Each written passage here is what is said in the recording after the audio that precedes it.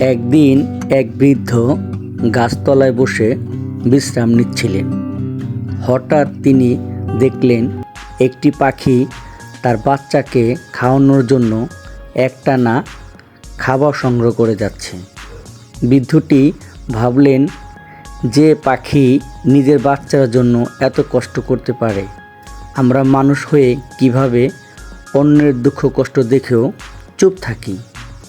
এরপর থেকে বৃদ্ধটি দরিদ্রদের সাহায্য করতে শুরু করলেন।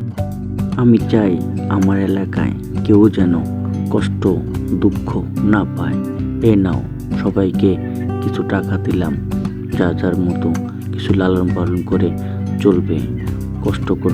শিক্ষা, দয়া ও সহানুভূতি মানবতা প্রকৃত শিক্ষা। আমরা নতুন, আমাদের ভুল ত্রুটি হতে পারে। আমাদের চ্যানেলের ভিডিও যদি আপনাদের ভালো লাগে অবশ্যই লাইক করবেন, কমেন্টস করবেন, আর নতুন হয়ে থাকলে সাবস্ক্রাইব করবেন। শুভকামনা রইল।